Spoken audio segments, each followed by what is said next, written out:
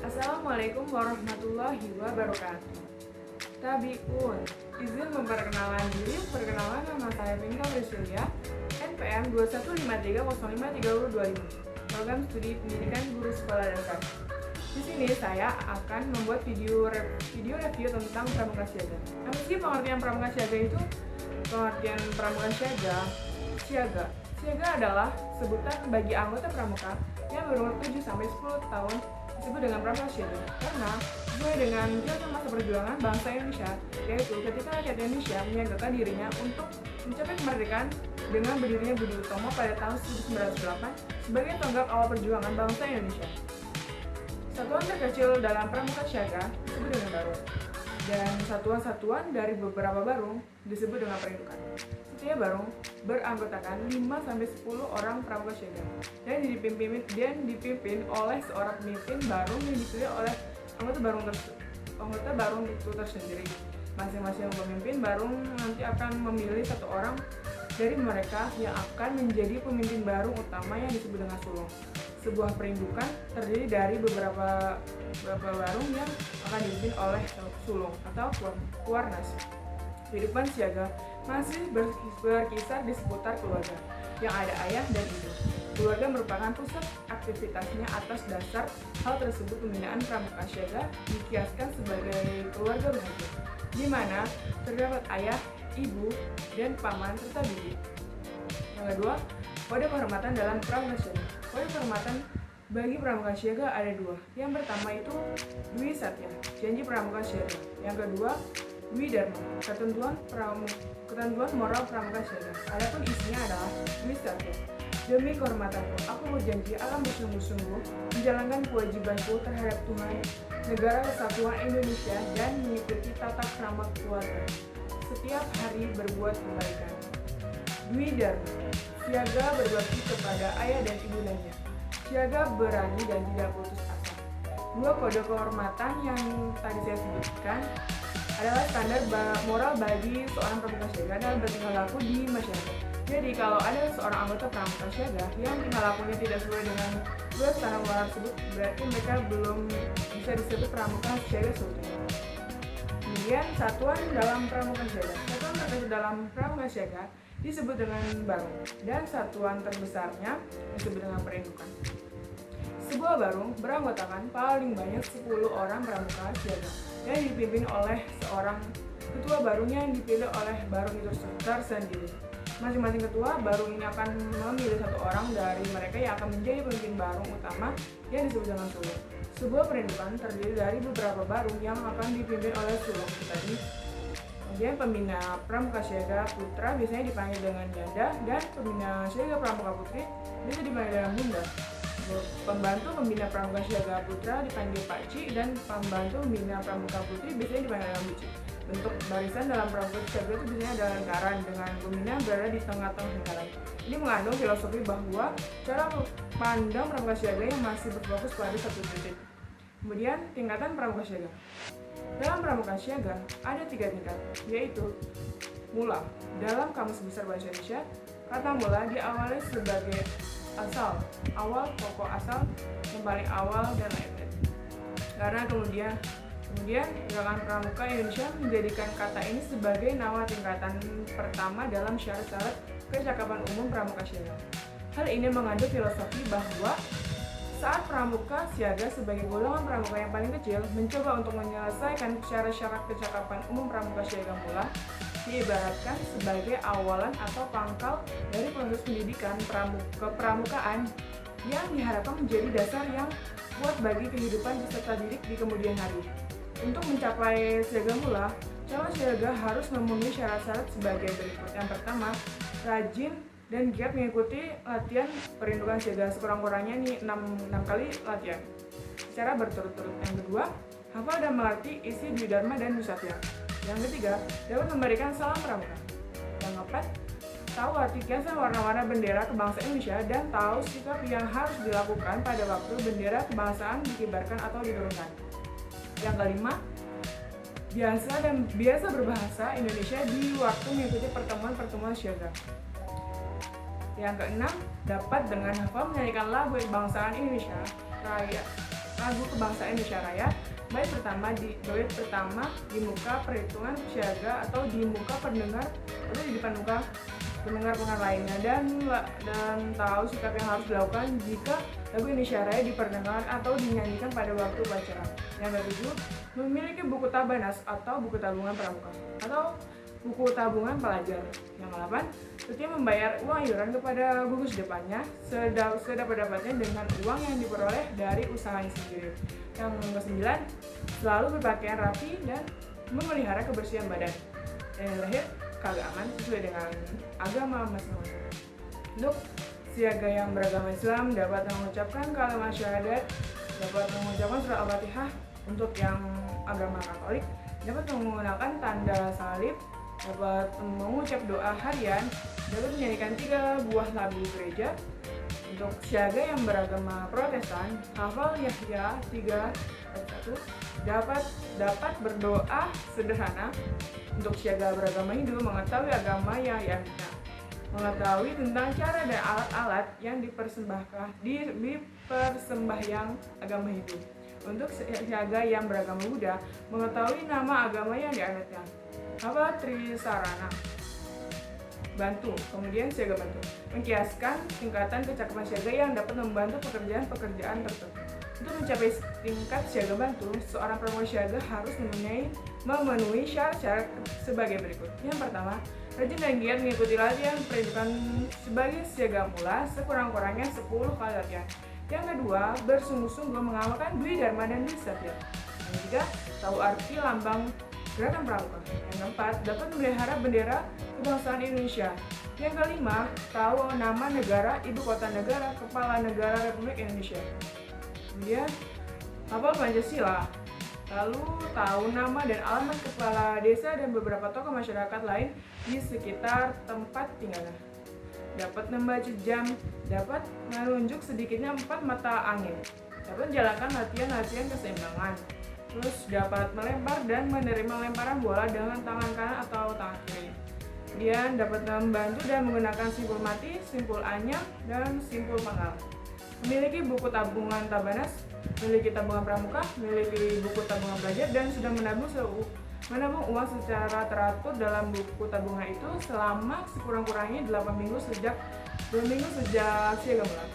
Setia membayar uang iuran kepada gugus depannya sedapat-dapatnya dengan uang yang diperolehnya dari usahanya sendiri. Dia memelihara sedikitnya 1 macam tanaman berguna atau sedikitnya 1 jenis binatang ternak selama kira-kira 2 bulan.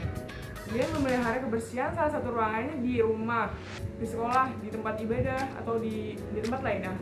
Dia dapat mencuci dan melipat pakaian sendiri. Dia keagamaan sesuai dengan agamanya masing-masing. Dia tata siaga tetap mengkiaskan tingkat kecakapan siaga sudah diikut sertakan untuk menata karir kesiagaan. Siaga tetap ada tingkatan ketiga atau terakhir dalam syarat kecakapan umum satuan pramuka siaga setelah siaga mula dan siaga bantu. Pramuka siaga yang telah menyelesaikan SKU siaga tata dapat mengikuti pramuka Garuda untuk golongan pramuka siaga.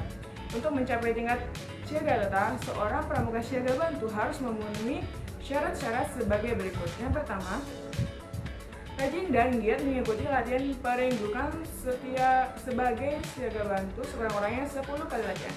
Yang kedua, dapat memperlihatkan cara mengibarkan dan menurunkan bendera kebangsaan Indonesia dalam upacara. Yang ketiga, tahu beberapa hari raya nasional dan nama beberapa orang pahlawan. Keempat, tahu sejarah lagu kebangsaan Indonesia Raya. Yang kelima, tahu arti lambang negara Republik Indonesia. Yang keenam, tahu negara-negara tetangga dan bendera kebangsaannya. Yang ketujuh, untuk putri dapat memasang buah baju dan menyalakan api. Untuk putra dapat membuat dua macam hasil karya dengan macam bahan yang berbeda. Yang 8, dapat menyampaikan berita secara lisan. Yang 9, dapat mengumpulkan keterangan untuk memperoleh pertolongan pertama pada kecelakaan dan dapat melaporkan kepada dokter, rumah sakit, pamupraja, polisi, dan keluarga korban. 9, tahu bahan makanan yang bernilai gizi. 10, melakukan salah satu cabang olahraga atletik atau salah satu cabang olahraga renang.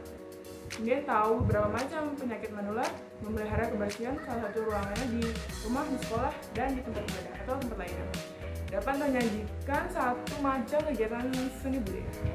Tahu adat sopan santun pergaulan Indonesia, hemat dan cermat dengan segala miliknya. Memiliki tabungan Tabanas, buku tabungan pramuka, buku tabungan pelajar. Setia membayar uang iuran kepada gugus depan dengan uang yang seluruhnya atau sebagian diperoleh dari usahanya sendiri.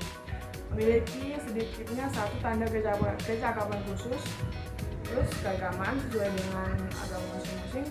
Untuk siaga beragama Islam melakukan sholat, dapat mengucapkan doa harian. Di siaga beragama Katolik tahu doa imam, doa harapan, doa cinta kasih, dan doa tabat. Mengikuti misa kudus dan tahu arti konsekrasi, mengenal nama pastor, paroko, dan nama uskup setempat.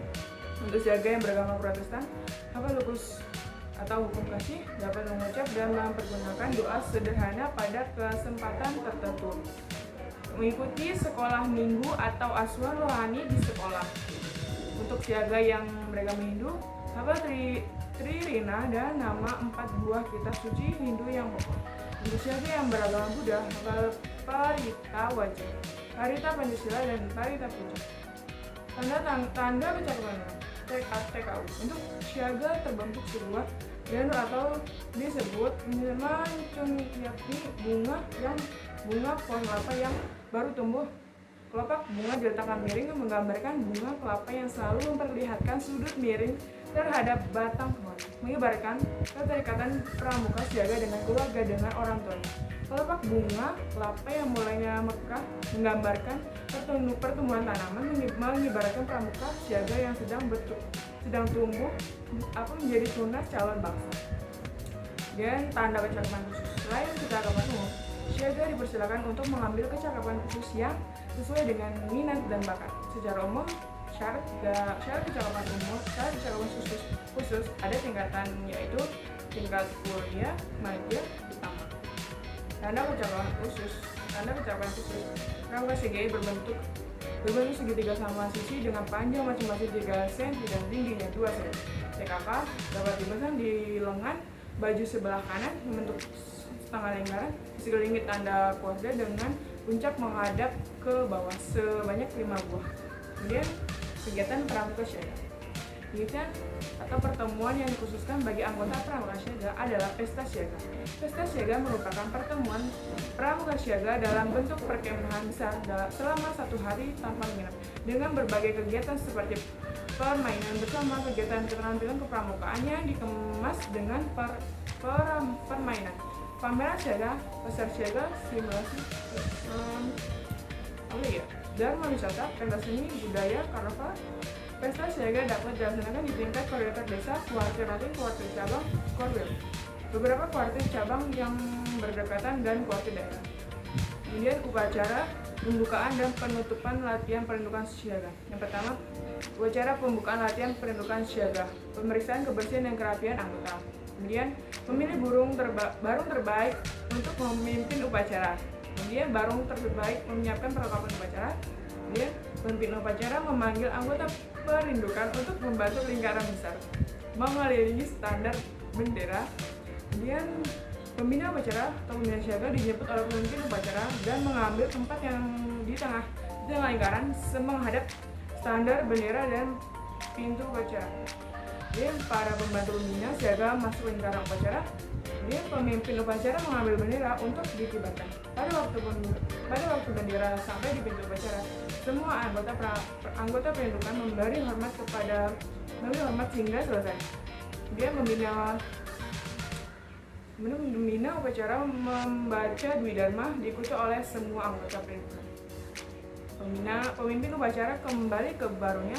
Pemimpin upacara atau pembina siaga mengumumkan hal-hal yang perlu diketahui oleh anggota perindukan. Kemudian pembina upacara atau pembina siaga mengucapkan doa yang diikuti oleh anggota. Upacara penutupan latihan perindukan siaga. Barung terbaik menyiapkan perlengkapan upacara. Pemimpin upacara memanggil anggota perindukan untuk membentuk lingkaran besar mengelilingi standar bendera. Pembina upacara atau pembina siaga dijemput oleh pemimpin upacara dan mengambil tempat di tengah lingkaran menghadap bendera dan pintu upacara. Kemudian para pembantu pembina siaga masuk lingkaran upacara Kemudian pemimpin upacara mengambil tempat di dekat bendera, dengan pembina siaga pembina upacara memberi hormat kepada sang merah putih. Kemudian membawanya keluar ke tempat upacara atau balik kanan pada waktu sang merah putih dibawa keluar. Semua anggota perindukan memberi hormat sampai di pintu upacara.